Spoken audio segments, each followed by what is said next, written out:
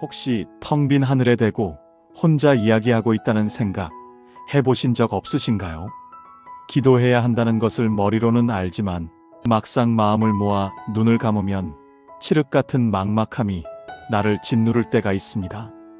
텅 빈 머리와 답답한 가슴만 남은 채 무슨 말을 해야 할지, 어떻게 시작해야 할지 몰라 괴로웠던 적이 저에게도 있었습니다. 과거에는 이것이 저의 믿음이 부족하거나 정성이 모자라기 때문이라고 자책하며 스스로를 몰아세웠습니다. 완벽하고 유창한 언어로 논리정연하게 저의 소망을 아뢰어야만 하나님께서 들어주실 것이라는 깊은 오해에 사로잡혀 있었기 때문입니다. 그러나 오랜 시간의 고민과 성경의 가르침, 그리고 헨리 나우엔이나 C.S. 루이스와 같은 신앙의 선배들이 남긴 글들을 통해 저는 기도의 본질이 그런 형식적인 틀에 갇혀 있지 않다는 놀라운 사실을 깨닫게 되었습니다. 기도는 나의 유창함이나 완벽함을 자랑하는 자리가 아니라 오히려 나의 가장 연약하고 솔직한 모습을 그대로 드러내는 시간이라는 것을 알게 된 것입니다. 성경은 놀랍게도 우리가 할 말을 잃고 침묵할 때 바로 그 순간이야말로 하나님께서 우리를 먼저 찾아오시는 때라고 이야기합니다. 우리의 연약함은 기도의 장애물이 아니라 오히려 하나님의 은혜가 임하는 통로가 됩니다. 저는 시편의 기자들, 특히 다윗의 기도에서 큰 위로를 얻습니다. 그의 시편에는 아름다운 찬양과 감사뿐만 아니라 이해할 수 없는 고난 앞에서 하나님을 향한 원망과 탄식, 깊은 절망감이 거름없이 담겨 있습니다. 그는 시편 13편에서 여호와여, 어느 때까지니이까? 나를 영원히 잊으시나이까? 주의 얼굴을 나에게서 어느 때까지 숨기시겠나이까라고 부르짖으며 자신의 고통스러운 마음을 숨기지 않았습니다. 이 절규는 결코 세련된 기도의 언어가 아닙니다.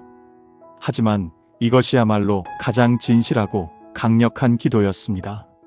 하나님은 그의 정제되지 않은 날것의 감정과 호소를 외면하지 않으시고 그 중심에 있는 진심을 보셨습니다. 하나님께서는 우리가 얼마나 아름다운 언어로 얼마나 길게 기도했는가를 따지지 않으십니다. 오히려 우리 안에 있는 진심과 상처받은 연약함, 그 상태 그대로를 받으시고 가장 깊은 차원에서 응답하신다는 사실을 저는 이제 믿습니다. 그렇기에 기도가 막히는 순간은 실패의 순간이 아니라 나의 힘을 빼고 온전히 하나님을 의지할 수 있는 가장 복된 순간으로의 초대인 셈입니다. 그래서 이제 저는 기도가 반드시 말로 시작되는 것이 아니라고 생각합니다. 기도는 저의 마음을 들어 하나님께 드리려는 결심, 그 작은 몸짓 하나로도 충분히 시작됩니다. 침묵 속에서 그저 하나님의 임재를 느끼려고 애쓰는 것, 분주한 세상 속에서 잠시 멈추어 나의 시선을 하늘로 향하려는 의지 자체가 이미 기도의 시작입니다. 헨리 나우엔은 기도를 삶의 모든 순간 속에서 하나님과 연결되려는 지속적인 갈망으로 보았습니다. 아무런 말이 떠오르지 않아도 괜찮습니다. 그저 침묵 속에서 주님, 제가 여기에 있습니다라고 고백하는 것만으로도 충분합니다. 이 결심이 바로 하나님과의 대화를 여는 열쇠가 됩니다. 이처럼 기도의 시작은 화려한 언어적 표현이 아니라 하나님을 향하려는 마음의 방향 설정에 있습니다. 그런데 놀라운 사실은 우리가 우리의 연약함으로 인해 아무 말도 할 수 없을 때, 심지어 기도하려는 마음조차 내기 어려울 때에도 우리를 위한 기도는 멈추지 않는다는 것입니다. 이것이 바로 우리가 절망 속에서도 소망을 가질 수 있는 이유입니다.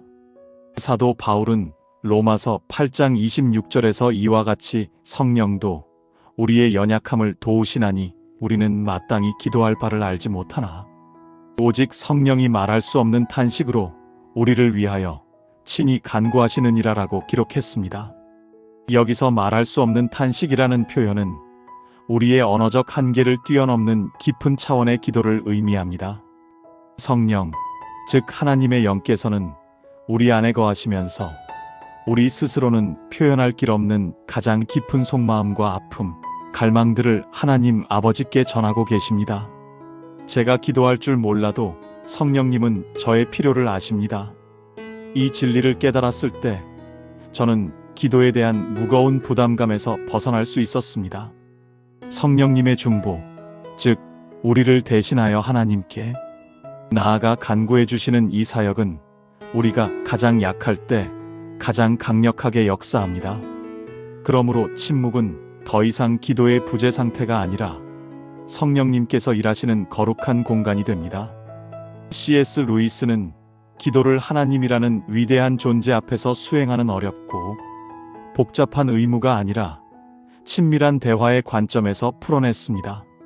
그는 하나님이 우리의 마음 그 자체를 원하신다고 강조했습니다. 마치 어린아이가 자신의 아버지에게 오늘 있었던 일, 속상했던 마음, 갖고 싶은 것들을 숨김없이 이야기하듯 기도는 하나님과의 솔직하고 친밀한 대화입니다. 아이는 아버지에게 말할 때 문법적으로 완벽한 문장을 구사하려고 애쓰지 않습니다. 중요한 것은 아버지에 대한 신뢰를 바탕으로 자신의 모든 것을 열어 보인다는 사실입니다. 하나님께서 우리에게 원하시는 것도 바로 이것입니다. 우리의 신학적 지식이나 논리적 설득력이 아니라 그저 우리 마음의 문을 열고 솔직하게 나아오는 것입니다. 예수님께서 하늘에 계신 우리 아버지라고 기도를 가르쳐 주신 의도 역시 하나님을 두려운 존재가 아닌 사랑 많고 인격적인 아버지로 만나도록 돕기 위함이었습니다. 우리가 하나님을 아바, 아버지라 부를 수 있게 된 것은 바로 이러한 관계를 전제합니다. 아바는 어린아이가 아버지를 친근하게 부르는 아람어로 격식 없는 깊은 신뢰 관계를 나타냅니다. 결국 기도의 핵심은 완벽한 문장이나 화려한 말이 아닙니다. 기도의 본질은 오직 하나님을 향한 진실한 마음, 그분을 찾고 만나고자 하는 영혼의 깊은 갈망에 있습니다. 예수님께서 말씀하신 바리새인과 세리의 비유처럼 하나님께 의롭다 하심을 받은 사람은 화려한 기도를 드린 바리이인이 아니라 상한 심령으로 자신의 실존을 정직하게 고백한 세리였습니다. 이는 하나님께서 우리의 외적인 형식이 아니라 마음의 자세를 보신다는 것을 분명히 합니다. 시편 51편 17절은 하나님께서 구하시는 제사는 상한 심령이라고 고백합니다. 저의 기도가 때로는 침묵이 되고 때로는 눈물 섞인 탄식이 될지라도 그 중심에 하나님을 향한 진실한 갈망만 있다면 그것은 이미 하늘에 닿는 가장 온전한 기도입니다. 하지만 때로는 기도의 문이 굳게 닫혔다고 느껴지는 영적인 침체의 시간을 지날 때가 있습니다.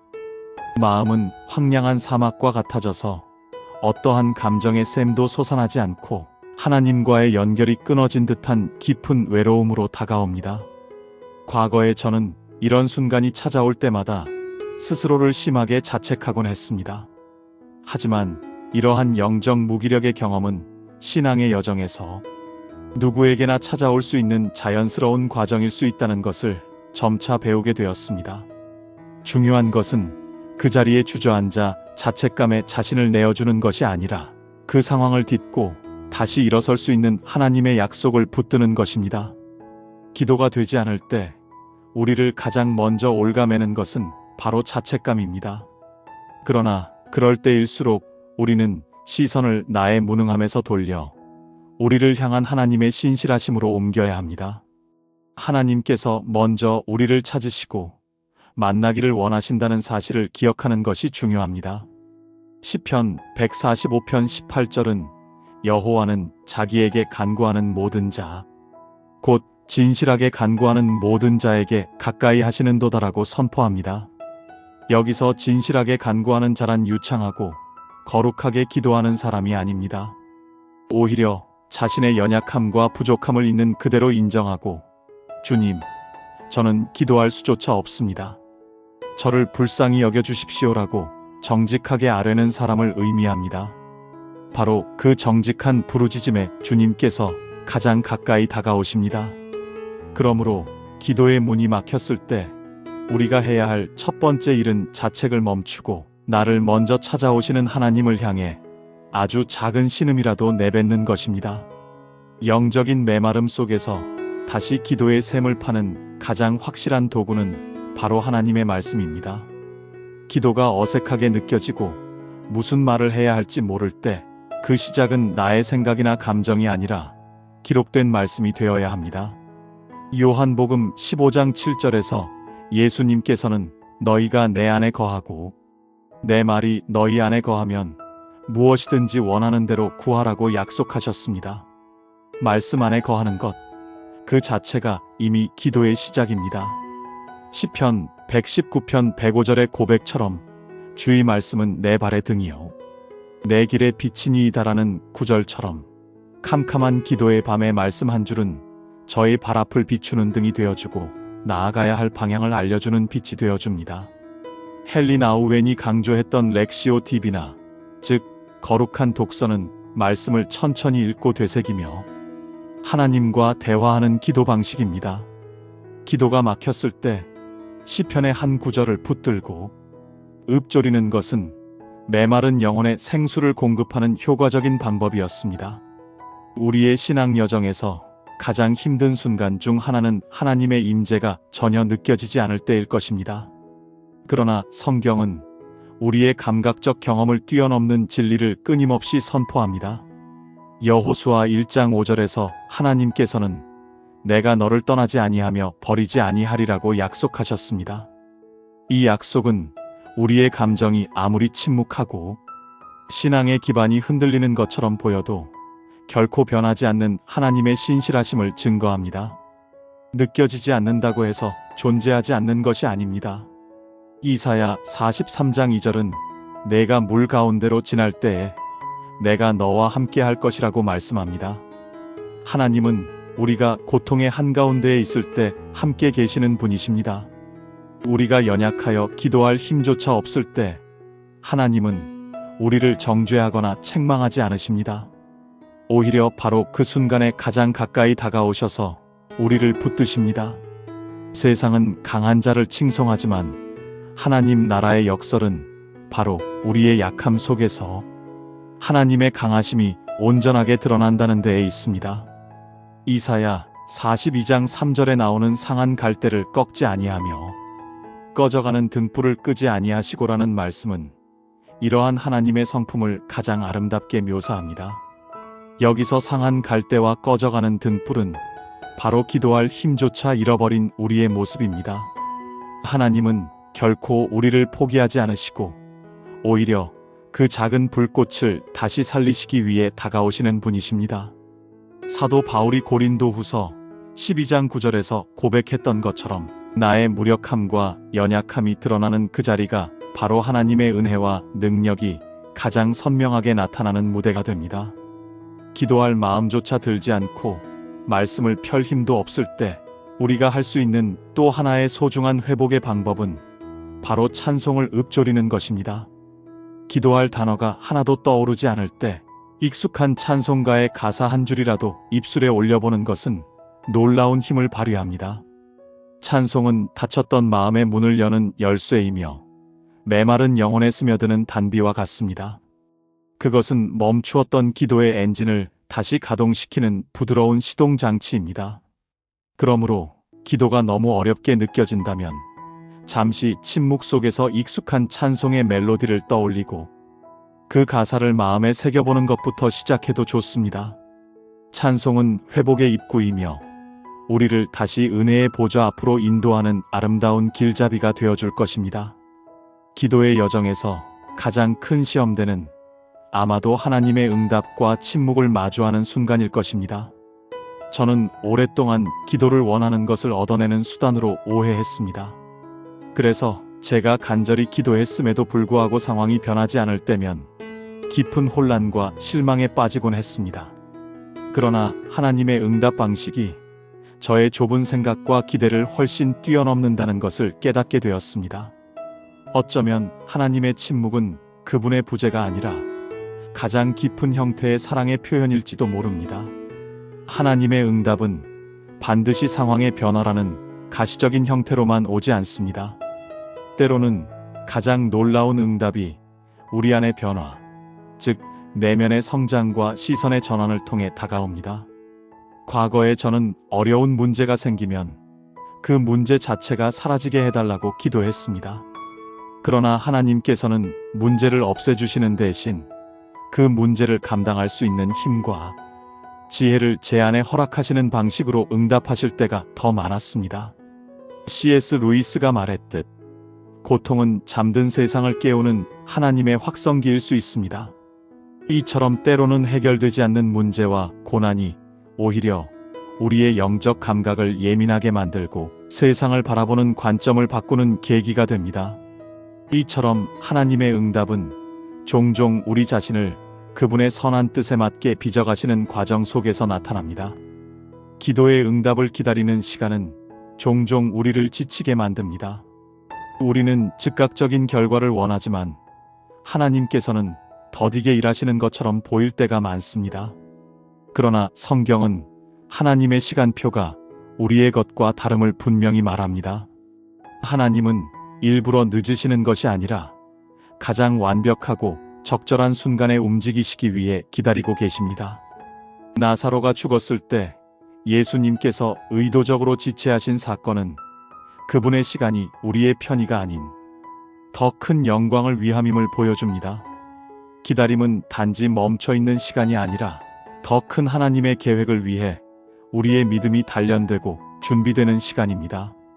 하박국 2장 3절은 비록 더딜지라도 기다리라 지체되지 않고 반드시 응하리라라고 말씀합니다. 우리가 겪는 고난과 어려움조차도 결코 하나님의 통제 밖에서 일어나는 우연이 아닙니다. 우리는 기도를 통해 우리가 원하는 모양의 삶을 만들어 달라고 요구하지만 위대한 도예가이신 하나님께서는 당신의 계획하신 형상으로 우리를 빚어가십니다. 예레미야 18장의 토기장이 비유처럼 지늙인 우리는 돌림판 위에서 돌려지고 눌리는 과정이 고통스러울 수 있지만 토기장이의 머릿속에는 이미 완성될 그릇의 아름다운 모습이 그려져 있습니다. 로마서 8장 28절의 약속처럼 하나님은 모든 것을 합력하여 즉 우리를 그 아들의 형상을 본받게 하는 것으로 이끌어 가십니다. 우리의 고난은 우리를 파괴하는 것이 아니라 오히려 우리를 더 깊고 성숙한 존재로 빚어가시는 하나님의 거룩한 도구입니다. 기도의 여정에서 가장 견디기 힘든 것은 아마도 하나님의 침묵일 것입니다. 그러나 하나님의 침묵은 그분의 부재나 무관심을 의미하지 않습니다. 오히려 그것은 우리를 향한 사랑으로 무언가를 준비하시는 시간이거나 언어를 넘어선 더 깊은 교제로 우리를 초대하시는 것일 수 있습니다. 엘리야가 호렙산에서 하나님을 만났을 때 하나님은 강한 바람이나 지진이 아닌 세미한 소리 가운데 임하셨습니다.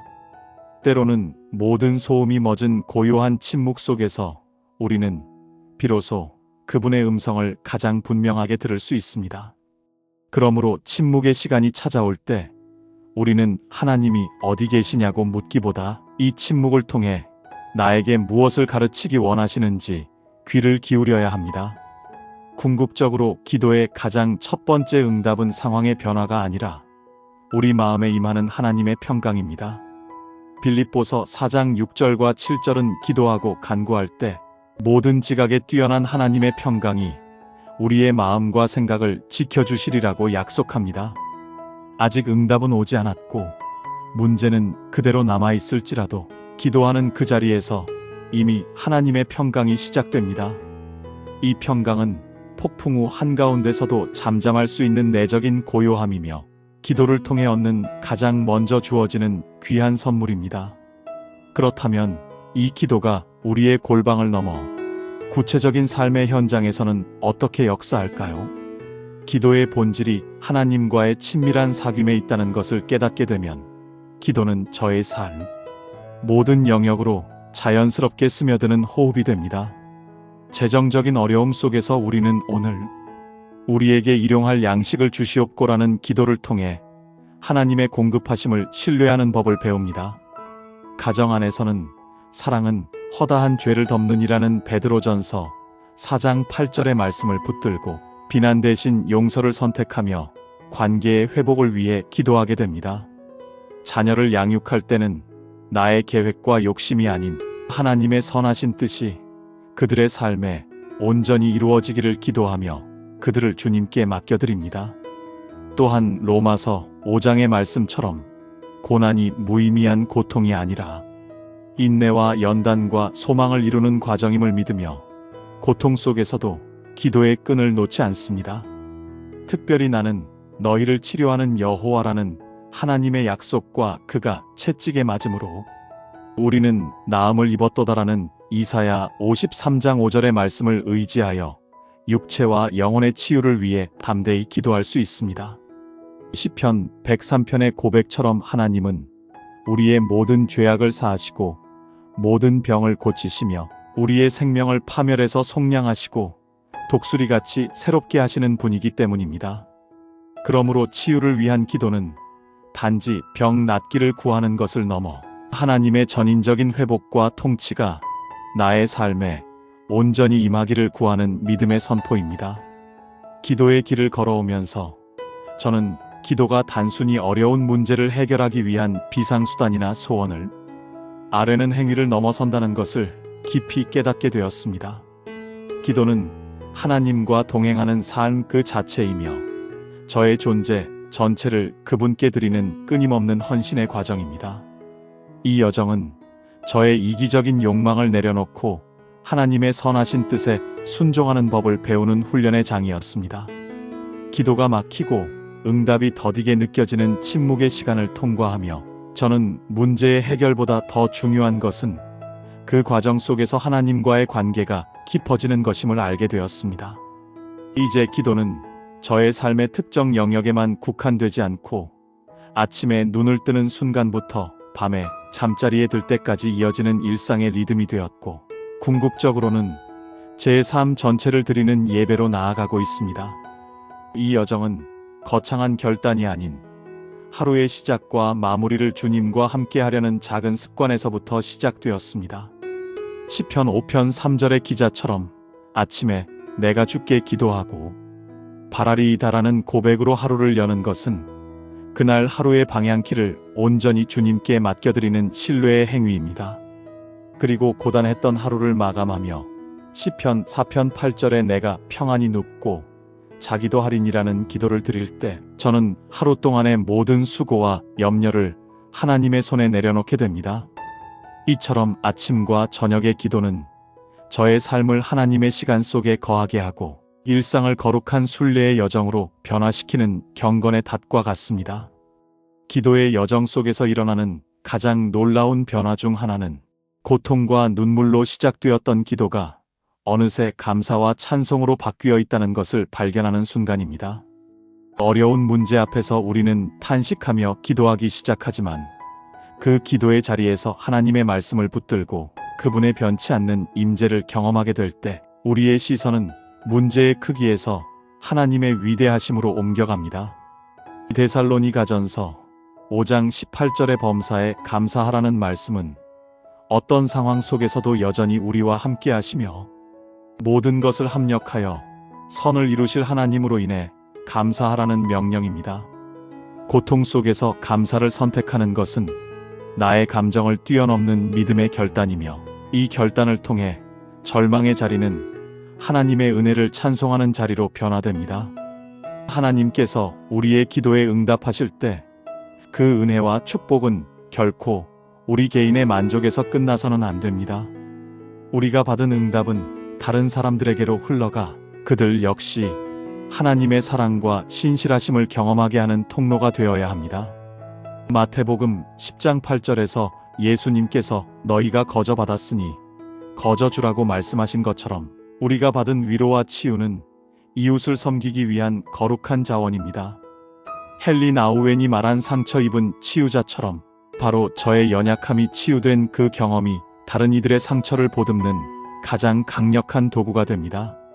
이처럼 기도의 응답은 나를 위한 선물이자 동시에 다른 이를 위한 사명의 시작입니다.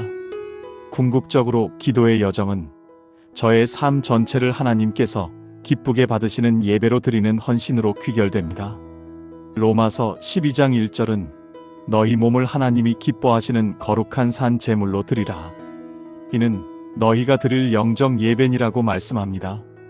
여기서 몸을 드린다는 것은 단순히 교회에서의 종교 활동을 넘어 나의 직장 생활, 가정에서의 역할, 이웃과의 관계 등 삶의 모든 구체적인 영역에서 하나님의 뜻을 따라 살아가는 것을 의미합니다. 저의 일터는 돈을 버는 장소를 넘어 하나님의 성실함을 드러내는 예배의 자리가 되고, 가정은 사랑과 용서를 실천하는 작은 교회가 됩니다. 이처럼 기도는 기도실에서 끝나는 것이 아니라 삶의 현장 속에서 살아내는 순종으로 이어질 때 비로소 완성됩니다. 이 모든 여정의 정점에서 저는 기도의 가장 깊은 차원은 하나님의 응답이나 축복을 얻어내는 것을 넘어 하나님 한 분만으로 만족하고 그분의 존재 자체를 기뻐하는 데 있음을 고백하게 됩니다. 시편 63편 3절의 주의 인자하심이 생명보다 나음으로 내 입술이 주를 찬양할 것이라는 고백이 바로 이러한 기도의 절정입니다. 이 고백은 하나님이 주시는 선물보다 선물을 주시는 하나님, 그분이 더 귀하고 소중하다는 신앙의 선언입니다. 이 경지에 이르게 되면 기도 응답의 유무가 더 이상 저의 기쁨과 감사의 조건이 되지 않습니다. 기도를 통해 무언가를 얻어내려는 마음이 사라지고 오직 그분의 임재 안에 머무는 것 자체를 가장 큰 기쁨으로 여기게 될 때 우리의 기도는 청원에서 찬양으로, 간구에서 경배로 변화됩니다. 이처럼 하나님 자체를 기뻐하는 것이야말로 우리의 기도가 다다를 수 있는 가장 영광스러운 목표이며 진정한 예배의 본질입니다. 이 믿음 안에서 저의 기도는 결코 멈추지 않을 것이며 기도를 통해 받은 은혜는 세상을 향해 흘러가는 축복의 강물이 될 것입니다.